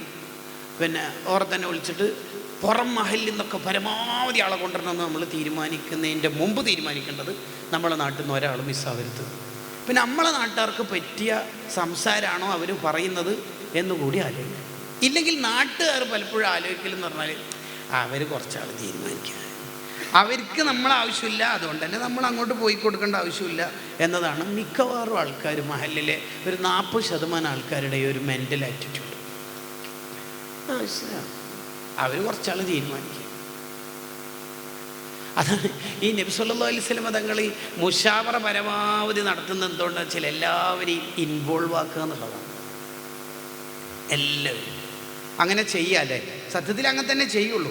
ആയിഷ ബീവിനോട് നബി തങ്ങൾ ചോദിക്കും, സരീനി അതഅബ്ബദു ഫീ ഹാദിഹിൽ ലൈല, ആയിഷു എൻ്റെ അഭിപ്രായം എന്താ, ഞാൻ ഇന്ന് രാത്രി ഫുൾ ടൈം ഇബാദത്ത് എടുക്കട്ടെ? അതിന് ആയിഷ ബീവിനോട് ചോദിക്കേണ്ട ആവശ്യം? അതൊരു സന്തോഷമാണ്. വീടൊക്കെ എടുക്കുന്ന സമയത്ത് ഭാര്യനോട് പറയാം, ഇത്ര സ്ക്വയർ ഫീറ്റാണ്, പിന്നെ 4 ബെഡ്റൂമാണ്, നിൻ്റെ ഒരു അഭിപ്രായം പറയും. അങ്ങനെ പറഞ്ഞാലുള്ളൊരു മെച്ചം എന്ന് പറഞ്ഞാൽ പിന്നീട് JCBൻ്റെ ഡ്രൈവറെ വിളിക്കേണ്ട ആവശ്യമില്ല. എന്ന് പറഞ്ഞാൽ ഇല്ലേ, ഇടയ്ക്കിടയ്ക്കേ കണ്ണേറ് മൂക്കേറ് മറ്റേ മൂലയെല്ലായിട്ട് പൊളിച്ചുകൊണ്ടിരിക്കേണ്ടി വരും. മുശാവറിനെ കുറിച്ചും ഇസ്തിഖാറത്തിനെ കുറിച്ചും സ്വതന്ത്ര ഗ്രന്ഥങ്ങളുണ്ട്, മുത്താല ചെയ്യുന്നത് നന്നാവും. ലാസ്റ്റ് ഒരു പാർട്ട് കൂടി അവസാനിപ്പിക്കുകയാണ്. നമ്മുടെ മഹലിൽ ഒരു ആത്മീയമായ ഒരു ആംബിയൻസ് എപ്പോഴും ഉണ്ടാക്കണം. പുതിയ കാലത്ത് എത്ര ട്രോളുണ്ട് എന്ത് പറഞ്ഞാൽ പോലും നമ്മളെ മഹലിൻ്റെ അകത്ത് ആത്മീയമായ ഒരു സിറ്റുവേഷൻ നമ്മൾ ഉണ്ടാക്കിയെടുക്കണം. നമുക്കെന്തുണ്ട് എന്തില്ല എന്നതിലപ്പുറത്തായിരിക്കണം ആ ഒരു സംസാരത്തിൻ്റെ താല്പര്യങ്ങൾ മനസ്സിലാക്കേണ്ടത്. മരണത്തെക്കുറിച്ചും ഖബറിനെ കുറിച്ചൊക്കെ പറഞ്ഞുകൊണ്ടിരിക്കുക. പള്ളി മൈതാനിൽ നമ്മളെല്ലാവരും പാടെ ഒന്നിച്ച് സിയാറത്ത് ചെയ്യുക. ചില നാട്ടിലൊക്കെ ചെന്നാൽ ആ ഒരു കാഴ്ച തന്നെ വളരെ മനോഹരമാണ്. ഇപ്പോൾ ഉദാഹരണത്തിന് മരിച്ചുപോയ ഉമ്മാൻ്റെ ഖബർ സ്വർഗ്ഗമാകാൻ വേണ്ടി 1001 രൂപ സംഭാവന എന്ന് നമ്മളെ കയ്യിൽ ഒരു പേപ്പർ കിട്ടിയാൽ അല്ലാഹ് അവരുടെ ഖബർ അല്ലാഹു സ്വർഗ്ഗാക്കട്ടെ എന്ന് ദുആയിൽ അപ്പുറത്ത് കണ്ട മാഷാ ഇതാടോ മക്കൾ. 36 കൊല്ലം മുമ്പ് മരിച്ചുപോയ ഉപ്പനെ ഓർമ്മിക്കുന്ന മക്കൾ. ഈ മക്കളുണ്ടെങ്കിൽ ആ ഉപ്പ എങ്ങനെയാണ് ഖബറിൽ വെറുതെ ആവുക? ആ ഖബർ സ്വർഗ്ഗാവിന് ഇനി എന്താ വേണ്ടത്? ആയി സുന്നത്ത് ജമാഅത്ത് ഫുള്ള് അതിലുണ്ട്, ഫുൾ അതിൽ കിടക്കുന്നുണ്ട്. എന്നിട്ട് 1001 ദുആയിലേക്കൊക്കെ നമുക്ക് കിടക്കാം.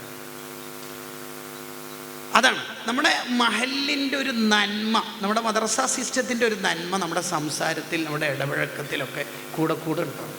നമ്മൾ തന്നെ കുട്ടികളോട് കൂടെ ചേർന്നിട്ട് ഓവർ മിങ്കിളാക്കി ഇങ്ങനെ പിടിച്ചിട്ട് ഫോട്ടോ ഒക്കെ പോസ് ചെയ്യുകയാണെങ്കിൽ നമ്മൾ നാളെ പറയുന്ന വഅലിൻ്റെ ഫലം കുറച്ച് കുറയും. അബറ ഫീ ഖൗലി ലാ മിൻഹു വലാ നഅമി, നഅമ മാത്രമല്ല ലാ എന്നും കൂടി പറയാൻ നമുക്ക് കഴിയണം. അത് പറ്റൂല. നബി സല്ലല്ലാഹു അലൈഹി വസല്ലം തങ്ങൾ യെസ് മാത്രമല്ല പറയൽ, നോ കൂടി പറഞ്ഞു. സ്നേഹിച്ച് ഷോൾഡറിൽ കയറ്റും പേരക്കുട്ടികളെ. പക്ഷെ സക്കാത്തിൻ്റെ ഈത്തപ്പഴം വായിലിട്ടപ്പോൾ മഹ് കേട്ടോ, അങ്ങനത്തെ അയാൾ നമുക്ക് സംഘടനക്ക് പറ്റും കേട്ടോ, ഭാരവാഹിയായിട്ട് അങ്ങനെ പറയാൻ മാത്രം അറിഞ്ഞാൽ പോരാ ഒരു ലീഡർ. മൂപ്പര് വേണ്ട കേട്ടോ, നമുക്ക് പറ്റൂല. മൂപ്പര് വ്യക്തി എന്ന നിലക്ക് ഓക്കെ ആയിരിക്കും, സംഘടനക്ക് പറ്റൂല. നബിയുനല്ലാമിറു നാഹി ഫലാ അഹദുൻ അബറ ഫീ ഖൗലി ലാ മിൻഹു വലാ നഅമി. ലാ പറയാനും അറിയണം, നഅം പറയാനും അറിയണം. അപ്പം ചെയ്യരുത്. കുട്ടികളോട് എങ്ങനെ പറയാന്നല്ല, കുട്ടികളോട് പറയണം. കുട്ടികൾക്ക് പറ്റിയ രീതിയിൽ നമ്മൾ പറഞ്ഞു കൊടുക്കണം. നിങ്ങൾ ആലോചിച്ച് നോക്കിയേ, നബി സല്ലല്ലാഹു അലൈഹി വസല്ലം തങ്ങൾ ഈ ഒരു ലോകം നിർമ്മിച്ചിട്ട് സ്വഹാബത്തിനെ പരുവപ്പെടുത്തിയ ഒരു രീതി, ഇത്രയൊക്കെ ഇബാദത്തുണ്ടായിട്ടും ആരാ ഇന്ന് രോഗിയെ സന്ദർശിച്ച ആൾ? ആരാ ഇന്ന് ജനാസൻ്റെ കൂടെ പോയ ആൾ? ആരാ ഇന്ന് പാവപ്പെട്ടവർക്ക് ഫുഡ് കൊടുത്ത ആൾ? ആർക്കാണ് ഇന്ന് നോമ്പുള്ളത്? ഇതിനൊക്കെ കൈപൊക്കിയ സിദ്ദീഖ് റളിയല്ലാഹു അൻഹുവിനെ ഈ ഖിസാൽ, ഈ കാര്യങ്ങളൊക്കെ ഉണ്ടെങ്കിൽ സ്വർഗ്ഗമുണ്ട് എന്ന് പറഞ്ഞ നബി സല്ലല്ലാഹു അലൈഹി വസല്ലം തങ്ങൾ അല്ലേ? അതെ. പക്ഷേ ഈ സിദ്ദീഖ് റളിയല്ലാഹു അൻഹുവിനെ ആരെങ്കിലുമൊക്കെ പുകഴ്ത്തിയാൽ സിദ്ദീഖ് റളിയല്ലാഹു അൻഹു കരയും. എന്നിട്ട് അള്ളാഹിനോട് പറയും, ഇവരെൻ്റെ ഉള്ളു മനസ്സിലാക്കാത്തതുകൊണ്ട് പുകഴ്ത്തുകയാണ്, എൻ്റെ ഉള്ളു നിനക്കറിയാലോ, അവർ പറഞ്ഞു എന്നുകൊണ്ട് എന്നെ ശിക്ഷിച്ചേക്കല്ലേ. വദിത്തു അന്നി ഷഅറത്തൻ ഫീ സദ്രി മുഅ്മിൻ, ഒരു മുഅ്മിൻ്റെ നെഞ്ചിലൊരു രോമായിരുന്നെങ്കിൽ സിദ്ദീഖ് നിങ്ങൾ പറയാം, ആ മുഅ്മിൻ സ്വർഗത്തിൽ പോകുമ്പോൾ ഞാൻ പോകുമായിരുന്നു. നബി തങ്ങളിങ്ങനെ പാകപ്പെടുത്തിയ ഒരു രീതി നോക്കിയാൽ എത്ര ഉയരങ്ങൾ കീഴടക്കുമ്പോഴും നമ്മൾ അബ്ദുള്ളമാരായി മാറണം. അതിന് നബി സല്ലല്ലാഹു അലൈഹി വസല്ലം തങ്ങൾ ജീവിച്ച് കാണിച്ചു കൊടുത്തതാണ്. എല്ലാ ഗുണങ്ങളും റസൂലുള്ളാഹിക്ക് ഉണ്ട് സല്ലല്ലാഹു അലൈഹി വസല്ലം. ഫഖന്നബീന ഫീ ഖൽഖിൻ വഫീ ഖുലുഖി വലം യുദാനഹു ഫീ ഇൽമിൻ വലാ കറം. എന്നിട്ടും നബി തങ്ങൾ എന്താ പറയൽ? ഇന്നമാ അന അബ്ദുൽ, ഞാനൊരു അടിമയാണ്. തങ്ങൾ എന്താ നിലത്തിരിക്കണത്? അജ്ലിസു കമാ യജ്ലിസുൽ അബ്ദു, ഒരു അടിമ ഇരിക്കുന്നോളെ ഇരുന്നോളാം. തങ്ങളെന്താ ഇങ്ങനെ തിന്നുന്നത്? കുറച്ച് കയറി ഇരുന്ന് തിന്നൂടെ? ആക്കുലു കമാ യക്കുലുൽ അബ്ദു, ഒരു അടിമ തിന്നുന്ന പോലെ തിന്നോളാം. കണ്ടോ? ആ ഒരു ആംബിയൻസ് നമ്മൾ ഉണ്ടാക്കിയെടുക്കണം. അതാണ് അവിടുത്തെ ഒരു മദീനൻ്റെ ഒരു പ്രത്യേകതയാണത്. ഉയരങ്ങൾ എത്ര കീഴടക്കിയാലും ഹൃദയത്തിൽ ഞാനൊരു അബ്ദുള്ളയാണ്. അബ്ദുൽ ഹവ അല്ല, അബ്ദുൽ ദീനാറല്ല, അല്ല അബ്ദുള്ള, ഞാനൊരാൾ അണ്ടറിലാണ്. ഇപ്പോൾ കോഴിക്കോട് ട്രെയിൻ ഇറങ്ങിയ ഒരാൾ, നമ്മൾ കൂട്ടാൻ വന്ന പിക്ക് ചെയ്യാൻ വന്ന സംഘാടകരിൽപ്പെട്ട ആ പയ്യൻ പറയാണ്, ഞാൻ രാമനാട്ടുകാരെ ചെറിയ ബ്ലോക്കിൽ കുടുങ്ങിയോണ്ടാണ് സർ കുറേ നേരമായി ഇവിടെ ഇറങ്ങിയിട്ട്. എന്ന ചോദ്യത്തിന് എസ് ഓർണോ മറുപടി പറഞ്ഞാൽ മതി. പക്ഷെ നമ്മൾ പറയലെങ്ങനെ? ഞാൻ 8 മണിക്ക് വന്നേ ഭാരതിൽ വന്നു എന്ന് പറയും. അതെന്തിനാ വന്നേ ഭാരത് അവിടെ പറഞ്ഞത്? ആ പറഞ്ഞതെന്ന് വെച്ചാൽ നിങ്ങളെപ്പോലെ ഏറനാട് പരശുവിലൊന്നും അല്ല എൻ്റെ യാത്ര, ഞാൻ വേറെ തന്നെ ഒരു ലെവലാണ് എന്ന് തന്നെയാണ്. കേട്ടോ? ചിലപ്പോൾ അങ്ങോട്ടൊക്കെ വിളിച്ചിട്ട് പറയും, ഞാൻ ഉസ്താദിൻ്റെ അടുത്തുള്ളത്, കുറച്ച് കഴിഞ്ഞിട്ട് അങ്ങോട്ട് വിളിക്കാം. അത് വിളിക്കേണ്ട ആവശ്യമില്ല. നിങ്ങളെപ്പോലെ അങ്ങനെ പഞ്ചായത്ത് പ്രാദേശിക നേതാക്കളൊക്കെ ആയിട്ടല്ല, എൻ്റെ ബന്ധം കുറച്ചും കൂടി മേലെയാണെന്നാണ് പറയുന്നില്ല. അതുകൊണ്ടാണ് ഇവിടെ SSLC +2 എഴുതാത്തവരാണ് മഹാഭൂരിപക്ഷമെങ്കിൽ എൻ്റെ പ്രസംഗത്തിൽ 5 വട്ടം വരും. ഞാൻ +2 എഴുതുന്ന കാലത്ത്, എൻ്റെ ഓർമ്മ ശരിയാണെങ്കിൽ ഡിഗ്രി പഠിക്കുന്ന കാലത്ത് എന്നുള്ള വർത്താനം വരും വന്നിരിക്കും. വന്നാലേ നമുക്ക് തൃപ്തിയാവും. ഷെറാനിമാൻ പറയണ്ടല്ലോ, വദ്വാ ഉൽ മുരീദി അൽ ഉലമാ വൽ ഉമറാ ഇലാ ഹുദൂരി വലീമത്തിഹി. ചിലർ വീട്ടിലെ സൽക്കാരത്തിന് വലിയ അലിമീങ്ങളെയും തങ്ങന്മാരെയും സാദാത്തുക്കൾ നേതാക്കളെയൊക്കെ വിളിക്കും. എന്തിന്? പ്രൗഢിക്ക് വേണ്ടിയിട്ട്. വദാലിക മിൻ അസ്ബാബിൽ ഹലാക്ക്. അത് അയാൾ നശിച്ചു പോകാനുള്ള കാരണമല്ലാതെ അയാൾക്ക് ആഖിറത്തിലൊന്നും കിട്ടാൻ പോകണില്ല. ഇതാണ് ഗസാലി ഇമാം നൂറ്റാണ്ടുകൾക്ക് മുമ്പ് പറഞ്ഞത്. നമ്മളെ പിള്ളേർ നന്നാവണം, അതിന് ആദ്യം കൊടുക്കേണ്ടത് റഫ് തനഉം ആ കുട്ടിയൊക്കെ ഉണ്ടാകാൻ പാടില്ല. പ്രൗഢി, പത്രാസ്, പണത്തിൻ്റെ പളപളപ്പ് അതുണ്ടാകരുത്. അതുകൊണ്ടാണ് ഫാത്തിമ ബീവി നോക്കി കൈ പൊട്ടിയിട്ട് അടുക്കളപ്പണി എടുത്തിട്ട്, വാപ്പ ഒരു ഹാദ്യമനെ തരുമോ, ഫാത്തിമോൾ ഇങ്ങോട്ട് വാ എന്ന് പറഞ്ഞിട്ട് കൊടുത്തത് 33 സുബ്ഹാനല്ലാഹ്, 33 അൽഹംദുലില്ലാഹ്, 34 അല്ലാഹു അക്ബർ. കേട്ടോ, ഇതല്ലാതെ ഇനിയുള്ള ഒരു തലമുറനെ ശരിപ്പെടുത്താൻ വേറെന്ത് മാർഗം നമ്മൾ ഉപയോഗിക്കുക? അപ്പോൾ ഉച്ചക്കത്തെ കറി രാത്രി കൂടി ഇടയ്ക്കൊക്കെ ഭക്ഷണത്തിന് കൂട്ടാൻ നമ്മളെ ഭാര്യയോട് കുട്ടികളെ പഠിപ്പിക്കാൻ നമ്മൾ പറയണം എന്നാണ് ആ പറയുന്നതിൻ്റെ താല്പര്യം. ഞാൻ പിന്നെ എൻ്റെ പിള്ളേർ ഒരു വിഷമം പഠിപ്പിച്ചിട്ടില്ല ഉസ്താദേ, വേണ്ടത് മുഴുവൻ കൊടുത്തിട്ടുണ്ട് എന്ന് പറയുന്നതിലപ്പുറത്ത് നമ്മൾ ആ ഒരു സിറ്റുവേഷനിലേക്ക് കൊണ്ടുവരും. നിങ്ങൾ ആലോചിച്ച് നോക്കി, ഇത്രയൊക്കെ നന്മകളുള്ള ഉമർ റളിയല്ലാഹു അൻഹു വഫാത്ത് ആവുന്ന ഒരു സന്ദർഭം, കുത്തേറ്റ് സുബീന് കുത്തേറ്റ് വഫാത്താവുന്ന ഒരു സന്ദർഭം. മഹാനായ ഹുദൈഫത്ത് ബിനുൽ യമാൻ റളിയല്ലാഹു അൻഹുവിനെ വിളിച്ചിട്ട് പറയുന്നുണ്ട്, ഹുദൈഫ, നിങ്ങൾക്ക് നബി സല്ലല്ലാഹു അലൈഹി വസല്ലം തങ്ങൾ സ്വഹാബത്തിൻ്റെ ഇടയിൽ സ്വഹാബിയായിട്ട് ചമഞ്ഞ് നടക്കുന്ന, സ്വഹാബി അല്ലാതെ മുനാഫിക്കായ കുറച്ച് മനുഷ്യന്മാരുടെ ലിസ്റ്റ് തന്നിട്ടില്ലേ? യെസ്, ആ ലിസ്റ്റ് ഒന്ന് നോക്കുമെന്ന് ചോദിച്ചു. അതെന്തിനാ? നിങ്ങൾക്കെതിരെ ഈ വഫാത്തിൻ്റെ നേരത്ത് ആരെല്ലാണ് മുനാഫിക്ക് എന്ന് ആ ലിസ്റ്റ് കിട്ടിയിട്ട് എന്താ കാര്യം? വേറെ ആരെങ്കിലും മുനാഫിക്കാണോ എന്ന് നോക്കാനല്ല എനിക്ക് വേണ്ടത്. ആ ലിസ്റ്റിൽ മുനാഫിക്ക് നിങ്ങളുടെ ലിസ്റ്റിൽ ഈ ഉമർ ഉണ്ടോ എന്ന് നോക്കുമോ? ഹുദൈഫ റളിയല്ലാഹു അൻഹു കരഞ്ഞുപോയി. അത് നോക്കേണ്ട ആവശ്യമുണ്ട്. അതിപ്പോൾ എന്താ ഉമറങ്ങളെ, നിങ്ങളുടെ ലിസ്റ്റ് എങ്ങനെ, പേരെങ്ങനെ ഇതിലുണ്ടാവും? അതിന് ഉമർ റളിയല്ലാഹു അൻഹു തിരിച്ചു കൊടുത്ത മറുപടി, ഹദ്ദിദിന്നല്ലറ, ശരിക്കും നോക്കുന്നു, ശരിക്കും നോക്കുക അതിലുണ്ടോ എൻ്റെ പേര്. നമ്മൾ തന്നെ ഈ ഫോട്ടോക്ക് ഇങ്ങനെ പോസ് ചെയ്യുന്ന ആളാണെങ്കിൽ ഫോട്ടോ ഭ്രാന്തനാണ് നമ്മൾ എന്ന് കുട്ടിയൊക്കെ നമ്മളെക്കുറിച്ച് തോന്നിയാൽ പിന്നെ കൂടുതൽ എന്താ പറയാം, നമ്മളൊരു കുട്ടീനെ മക്കാമിൽ കുട്ടികളെ കൂട്ടിയിട്ട് സിയാറത്തിന് പോകുമ്പോൾ കുട്ടികളോട് പറയാം, ഒന്ന് ഫോട്ടോ എടുത്താൽ മതി. എന്ത് ആത്മീയതയാണ് ആ മക്കാമിൻ്റെ പരിസരത്ത് നിന്ന് നമ്മൾ പകർന്നു കൊടുക്കുക? ഈ ഉമർ റളിയല്ലാഹു അൻഹു ഏൽപ്പിച്ച ഒരാളുടെ ഡ്യൂട്ടി എന്താണെന്നറിയാം? അയാൾക്ക് ശമ്പളം കൊടുക്കും. ആ ശമ്പളം കൊടുത്തേക്കുന്നത് എന്തിനാണെന്നറിയോ? യാ ഉമർ ലാ തൻസൽ മൗത്ത്, ഉമറെ മരിക്കും മരിക്കും മരിക്കും എന്ന് പറയാൻ വേണ്ടിയായിരുന്നു. മൂപ്പര് ഡ്യൂട്ടി അതേ ഉള്ളൂ, രാവിലെയും രാത്രി അത് പറയാം. അതിന് ദിർഹം കൊടുത്തു. ശരീരത്തിൽ ചില രോമങ്ങൾ ഞരച്ച സമയത്ത്, നരം ബാധിച്ച സമയത്ത് ഉമർ റളിയല്ലാഹു അൻഹു സാലറി മൊത്തം കൊടുത്തിട്ട് പറയുന്നുണ്ട്, ഇനി നിങ്ങൾ പോയിക്കോളി, ഈ നരം മതി, എനിക്ക് നന്നാവാൻ. അപ്പോൾ എന്ന് പറഞ്ഞാൽ സിറാജു അഹ്ലിൽ ജന്ന, സ്വർഗത്തിലെ വിളക്കുമാടമായ ഉമർ തങ്ങൾക്ക് തോന്നുകയാണ് എന്നെ നന്നാക്കാൻ ആരൊക്കെയോ വേണം കേട്ടോ, എന്നെ നന്നാക്കാൻ ആരെങ്കിലും വേണം. അപ്പോൾ കമ്മിറ്റി മീറ്റിങ്ങിൽ നമ്മളെ വിളിച്ചിട്ട് അങ്ങനെ ഒന്ന് ചെയ്യണ്ടെന്ന് തോന്നുന്നു, നമുക്ക് കുറച്ചും കൂടി നേരത്തെ ഉള്ള പോലെ തന്നെ പോയാൽ മതി എന്ന് ഒരാൾ തിരുത്തി തരുമ്പോഴേക്ക് നമുക്ക് വേദന തോന്നുന്നുണ്ടെങ്കിൽ അത് കിബറിൻ്റെ അലാമത്താണെന്നല്ലേ ഗസാലി ഇമാം ഹിയയിൽ പറഞ്ഞേക്കണത്. എന്നെ നന്നാക്കാൻ ഒരാൾ വേണമെന്ന ഉമർ ഞങ്ങൾ അസൈൻ ചെയ്തേക്കണത്. ആ ഒരു ആത്മീയമായ ഒരു മുറ്റം നമ്മുടെ മഹലിൽ ഉണ്ടാക്കിയെടുക്കണം. പൊതുവെ നമ്മളെ കുട്ടികൾക്ക് പൊതുബോധം രൂപപ്പെടുക, ഇമിറ്റേഷൻ, അനുകരണം ഉണ്ടാവുക 3 വഴിയിലാണ്. ഒന്ന്, വെരി ക്ലോസ് ആയ ആൾക്കാർ ജീവിതത്തിൽ എന്താ ചെയ്യണത് അതായിരിക്കും ചെയ്യുക. ഉപ്പ, ഉമ്മ, ഉസ്താദ്. അതുകൊണ്ടാണ് നിങ്ങൾ കാണില്ലേ ചില പള്ളി ദർസുകളിലും മറ്റൊക്കെ ആ ഉസ്താദ് എങ്ങനെ തലയിൽ കെട്ടുന്നു അത് തന്നെയായിരിക്കും ശിഷ്യന്മാരുടെ. അത് ആ ഉസ്താദിനെ അവർ പകർത്തിയതാണ്. ഏറ്റവും ക്ലോസ് ആയ, വെരി ക്ലോസ്. ഉപ്പ എന്താ ചെയ്യണത്, ഉമ്മ എന്താ ചെയ്യണത്. രണ്ടാമത്തത് മെനി ആയിരിക്കും. മെനി എന്ന് പറഞ്ഞാൽ കൂടുതൽ ആൾ നാട്ടുകാർ എന്താ ചെയ്യണത്? ഐഫോണാണ് ഉപയോഗിക്കുന്നത്. അപ്പോൾ എനിക്കും ഐഫോൺ വേണം. കൂടുതൽ ആൾക്കാർ എന്താ ചെയ്യുന്നത്? മൂന്നാമത്തത്, പവർഫുള്ളായ ആ ലീഡർ അല്ലെങ്കിൽ എൻ്റെ ഉസ്താദ് എന്താ ചെയ്യുന്നത്? അതായിരിക്കും കുട്ടികളുടെ ഉണ്ടാവും. ഇത് മൂന്നും നമ്മളെ മഹലിൻ്റെ സിസ്റ്റത്തിൽ, മദ്രസ സിസ്റ്റത്തിൽ മാറ്റിയെടുക്കാൻ കഴിവുള്ളവരാണ് നമ്മളെല്ലാവരും. ലമ്മാ ദഅ അല്ലാഹു ദാഇനാ ലിത്വഅതിഹി ബിഅക്രമിർ റസുലി കുന്നാ അക്രമൽ ഉമമി. ലീഡറായ മുത്തുനബി സല്ലല്ലാഹു അലൈഹി വസല്ലം തങ്ങൾ ടോപ്പായപ്പോൾ അനുയായികളായ നമുക്കും ആ ക്രെഡിറ്റ് കിട്ടി. ഉമ്മത്ത് മുഹമ്മദ് ഏറ്റവും ടോപ്പായ ഉമ്മത്ത്. സുൽത്താനുൽ ഉലമ ലീഡറായപ്പോൾ നമുക്ക് ആ ക്രെഡിറ്റ് കിട്ടി. നമുക്ക് അഭിമാനപൂർവ്വം എവിടെയും നിന്ന് പറയാൻ പറ്റുന്നു. കണ്ടോ? അപ്പോൾ മഹലിൻ്റെ ലീഡർമാരാണ് നമ്മൾ ഓരോരുത്തരും. ലീഡറായ നമ്മൾ ഓരോരുത്തരും ടോപ്പാണെങ്കിൽ നിങ്ങളേതാ മഹല്? ആ മഹല്ല പോയക്കല്ല മോനെ, പിരിച്ചുവിടലിൻ്റെ കേന്ദ്രഭൂമിയാണ് എന്ന് പറയുന്നവരാവരുത്. ചില ആൾക്കാരുടെ ആകപ്പാടുള്ള പണി അതാ.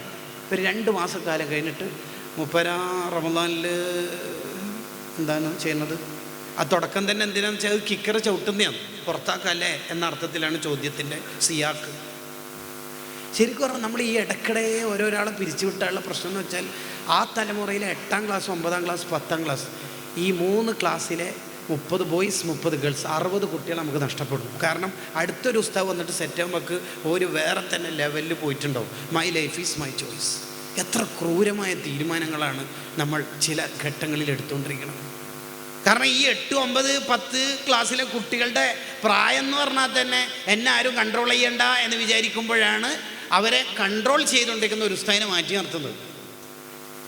അതോടുകൂടി ഇനി ഒരാൾ എത്ര പ്രതിഭ വന്ന് സെറ്റാണെങ്കിലും, കാരണം കുട്ടികൾ എന്ന് പറഞ്ഞാൽ കുട്ടികൾ നിരന്തരം കേട്ടുകൊണ്ടിരിക്കണം എന്നെ ട്രോള്, കളിയാക്കൽ, പ്ലിങ്, ഇതാണ്. അതുകൊണ്ടാണ് ഇപ്പോൾ ഒരു ഫിസിക്സിൻ്റെ ടീച്ചർ അല്ലെങ്കിൽ കെമിസ്ട്രിയുടെ സാറ് ക്ലാസ് എടുത്തുകൊണ്ടിരിക്കുകയാണ്.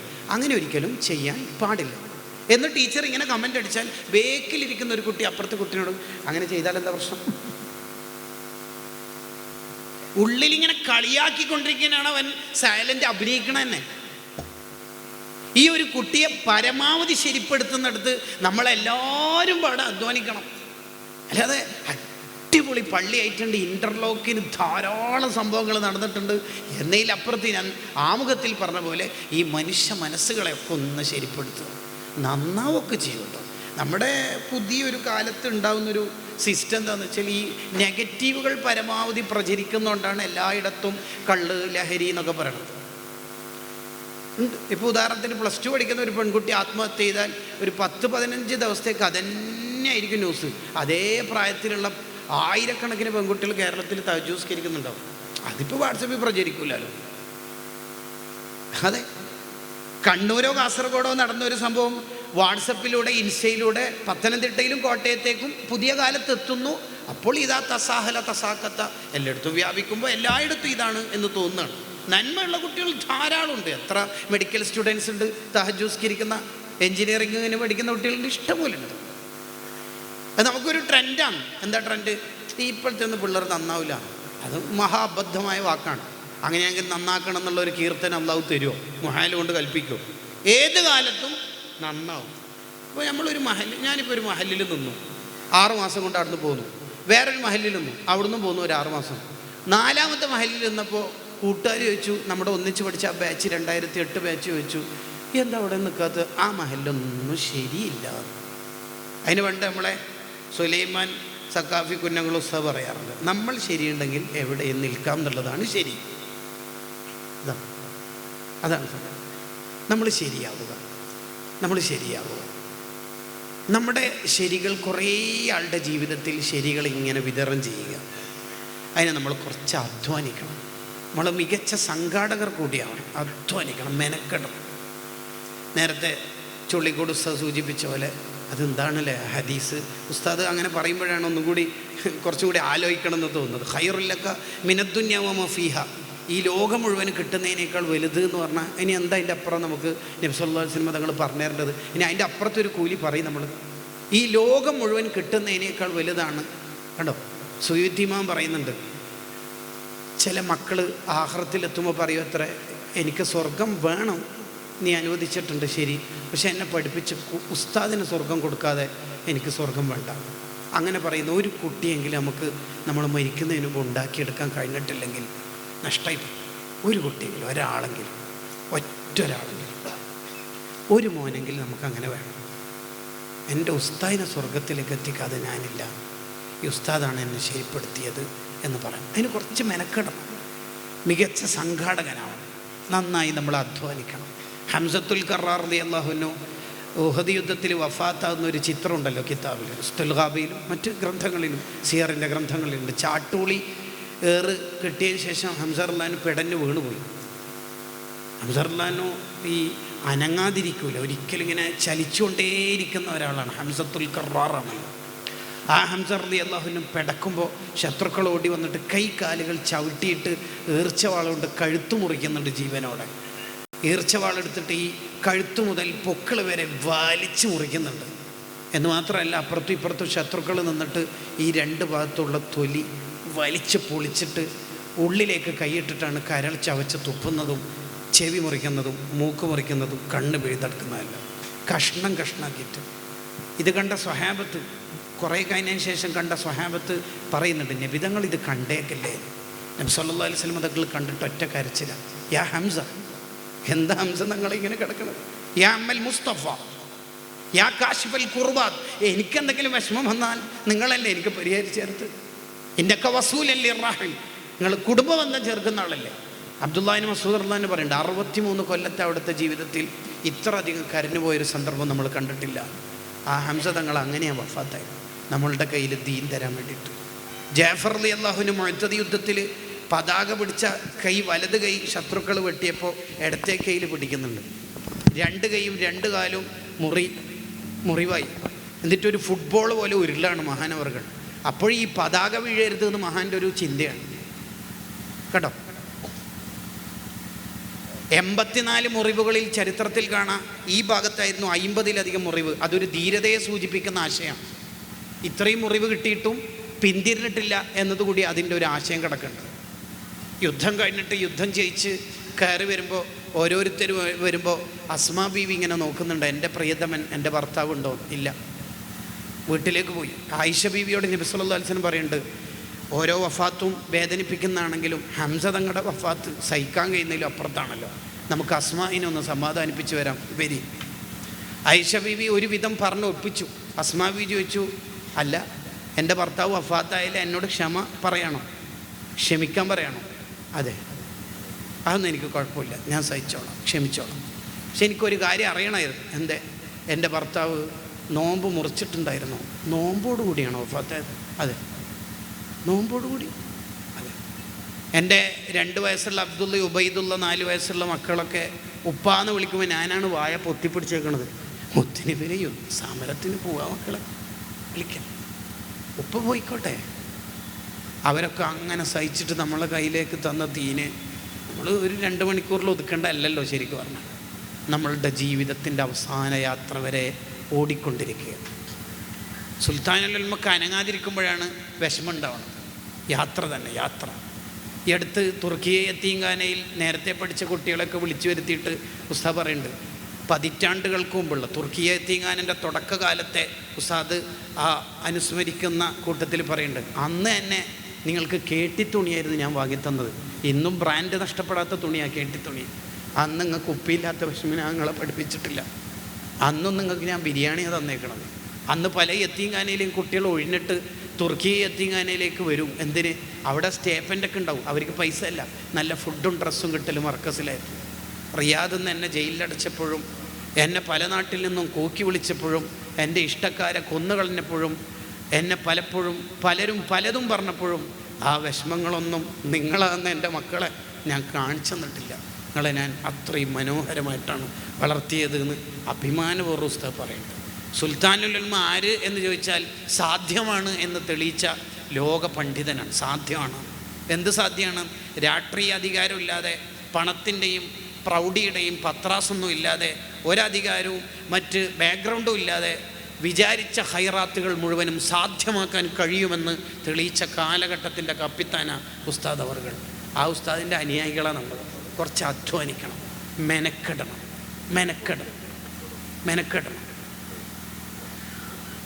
നമ്മുടെ ഒരു സമയം ഈ ഷാഫി ഇമാമിൻ്റെ ആണ്ടുകൂടി ആയതുകൊണ്ട് മഹാൻ്റെ ഒരു വാക്കുകൂടി ഉദ്ധരിക്കണം എന്ന് വിചാരിക്കേണ്ടത്. ഷാഫി ഇമാം പറയുന്നുണ്ട്, ജനങ്ങൾക്ക് വൽ അസർ എന്ന സൂറത്തിൻ്റെ അർത്ഥം മനസ്സിലായാൽ തന്നെ മതി. വേറെ ഒരർത്ഥവും ഖുർആൻ എന്ന് മനസ്സിലായിട്ടെങ്കിലും വൽ അസർ സൂറത്തിൻ്റെ അർത്ഥം മനസ്സിലായാൽ തന്നെ എല്ലാവരും വിജയിക്കും. സമയം വിജയപരാജയത്തിൻ്റെ മാനദണ്ഡങ്ങൾ പറയുന്ന സൂറത്താണ് വൽ അസർ. ആ സൂറത്തിന് സൂറത്തു സാദ എന്ന് പേരുണ്ട്, വിജയം പഠിപ്പിക്കുന്ന സൂറത്ത്. ആ സൂറത്ത് അള്ളാഹു ആശയങ്ങൾ തുടങ്ങുമ്പോൾ ആദ്യം സത്യം ചെയ്തേക്കുന്നത് വൽ അസർ, സമയം തന്നെ സത്യം, കാലം തന്നെ സത്യം എന്നാണ്. ഇത് പരിഗണിക്കാത്തവനോട് ഇതിനി എന്ത് ശേഷമുള്ള കണ്ടൻറ്റ് മാറ്റർ പറഞ്ഞിട്ടും കാര്യമില്ല എന്നാണ്. അതാണ് പറയുന്നത്. അതിന് മഹാന്മാർ ഇങ്ങനെ കൂടി വ്യാഖ്യാനിക്കുന്നുണ്ട്, നൗമുൽ ആലിമി ഇബാദത്തുൻ, ആലിമ് ഉറങ്ങേണ്ട സമയത്തും എണീറ്റിട്ട് ഇബാദത്ത് എടുക്കും എന്ന്. അങ്ങനെ കൂടി അതിൻ്റെ ഒരു അർത്ഥമുണ്ട്. And miles to go before I sleep, ഓടാനുണ്ട് നമുക്ക്, ഇനിയും കുറേയേറെ ഓടാനുണ്ട്. എന്നിട്ട് വിശ്രമിക്കാനുള്ള ഒരു ഇടം ഖബറായി നമ്മൾ കണ്ടാൽ, ഓ ഖാലിദിനെ, വെള്ളിലെ ഉസ്താദിനെ, നമ്മുടെ ഉസ്താദുമാരെ, പൊസോട്ട തങ്ങൾ ഉപ്പാപ്പയോട് മഞ്ചേശ്വരംകാരി ചോദിക്കുന്നുണ്ട്. മഞ്ചേശ്വരം എന്ന് പറഞ്ഞാൽ ഒന്ന് ഉപ്പളയും കുമ്പളൊക്കെ കഴിഞ്ഞിട്ടാണ്. പണ്ഡിതന്മാർക്ക് കർണാടകയിലാണോ കേരളത്തിലാണോ ഖിലാഫുള്ള മസലയാണ് മഞ്ചേശ്വരം എന്ന് പറഞ്ഞാൽ. തമാശക്കാണെങ്കിൽ പറയാം, അത്രയും ദൂരമുണ്ട്. വന്ദേ ഭാരതൊന്നും ഇല്ലാത്ത, അത്ര ഫാസ്റ്റ് ട്രെയിനൊന്നും ഇല്ലാത്ത കാലത്ത് തന്നെ SOSൻ്റെ ഫിനാൻസ് സെക്രട്ടറി ആവുന്നു, അന്ന് ട്രഷറർ എന്നാണ് പേര്. ആ കാലത്ത് കോഴിക്കോട് മീറ്റിങ്ങിന് ആഴ്ചക്ക് വരുമ്പോഴേ പൊസോട്ട തങ്ങൾ ഉപ്പാപ്പനോട് അവിടുന്ന് ചോദിച്ചത്രേ, തങ്ങൾ വല്ല ദുആവും പരിപാടിയൊക്കെ ഉണ്ടെങ്കിൽ അവിടെ പോരാന്നല്ലാതെ അജണ്ടകൾ നിർണ്ണയിക്കാനും ക്ലാസ് നോട്ടും സർക്കുലറൊക്കെ അസൈൻ ചെയ്യാനൊക്കെ ആൾക്കാർ അവിടെ സാർമാരും ഉസ്താമാരും ഉണ്ടല്ലോ, തങ്ങളെന്തിനിപ്പോൾ കഷ്ടപ്പെട്ടിട്ട് ആഴ്ചക്ക് പോണത് എന്ന ചോദ്യത്തിന് തങ്ങൾ ഉപ്പാപ്പ കൊടുത്തൊരു മറുപടി ഇങ്ങനെയായിരുന്നു, എന്നെക്കൊണ്ട് SOSനൊന്നും കിട്ടുന്നില്ലെങ്കിലും SOSോട് ഞാൻ കുറേ നന്നാവുന്നുണ്ട്. ഒരുപാട് ത്വരീഖത്തിൻ്റെ ഷെയ്ഖായ തങ്ങളുപ്പാപ്പയുടെ വർത്തമാനത്തിൽ നമുക്ക് പഠിക്കാൻ ഒരുപാട് പാഠങ്ങളുണ്ട്.